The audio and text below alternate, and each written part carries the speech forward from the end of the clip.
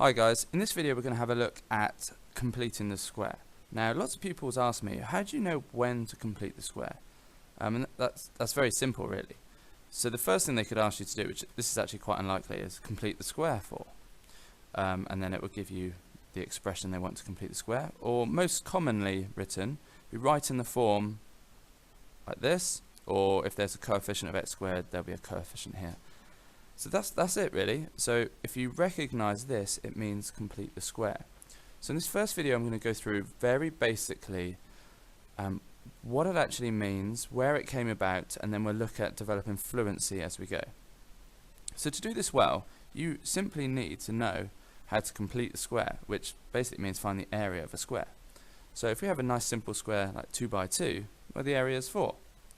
We could change it, so let's take out the numbers, let's replace them with x's. What's the area of that square? Well, x squared. But if we make it a little bit harder, so if we have x plus 1, what is the area of a square with sides x plus 1? Now you may be thinking this, and depend on your fluency levels, you'll have the area to be that. Now to explain this easily, is we go back to what I call an introduction method for expanding brackets, and you would normally have drawn it something like that. So because it's a square, we know it's the same on both sides. So I'm going to put an x plus 1 there, and we form this multiplication grid. So x times x would be x squared, 1 times x is x, another x times 1 in here would be an x, and the last cell would be 1. And you can see if I collect these like terms, I get the same as that. So we're going to take this knowledge and basically do this, and that will allow us to complete the square. The other thing you need to know is your basic factorizing rules. So in fact I've got one already made here. So this one on the left up here, you should be able to look at that, and if they say factorize, you go, oh, okay, that's easy. X plus 4, x plus 2. And what we say is, you know, quite often in mathematics we get to this sort of stage, whether it's an equation or whatever, and we have to factorize to be able to go to the next stage. Sometimes if we look at it to this one, this can't be factorized. So then the completing the square method comes into its own. So I'm going to just show you how to complete the square on this one and this one using the grid, and then in the next video we'll look at becoming a bit more fluent. Now before I go to there, actually, because it's a square, you'll notice that these have to be the same length, right, for it to be a square. So this would be a square, even though it doesn't look like one. Yeah, that'd be a square. But this is clearly not a square. That's a rectangle. So whatever we do today, we've got to make sure that they're squares and not rectangles.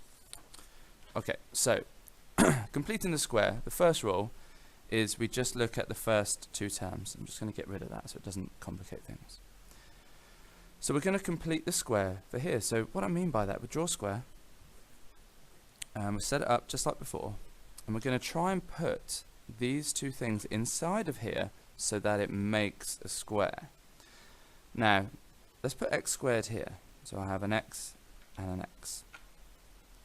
Now I've got a few choices, so let me just draw another one quickly over here. So I've got to put 6x in here, and it's got to be a square. So if I did this, you'll see I get plus 2 and plus 4 if I just complete the multiplication grid. Not a square, that's a rectangle. They have to be the same length to be a square. So for 6x, I have to half it, and I get 3x and 3x. If I complete the do the edges anyway, I get x plus 3.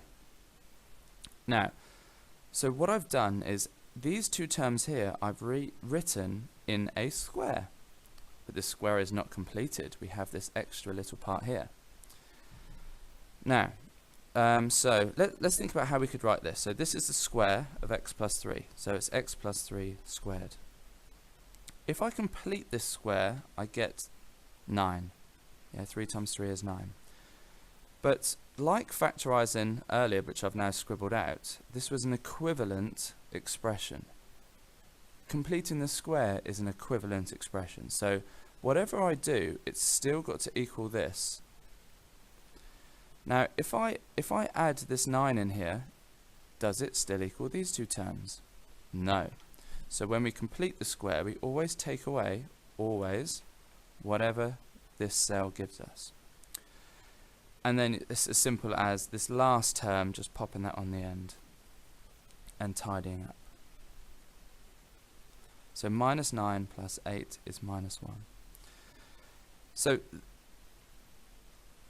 this starting term, these are equal to each other. It's just the same as saying this is equal to what we did earlier. We've basically got more than one way of writing equivalent expressions now. Normal factorizing and completing the square. So let's do it again on this one. So we're going to draw a grid. We're going to factorize, well, sorry, it's the wrong word. We're going to look at these two terms and we're going to try and put those into a square and make sure it's a square. So let's half this number. We're going to have minus 4x and minus 4x. Then let's make the multiplication grid. So it's going to have to be x times negative 4 and x times negative 4. So this is the square of x minus 4 all squared. But what happens when we complete the square? We get 16. Is there a 16 in these first two terms? No.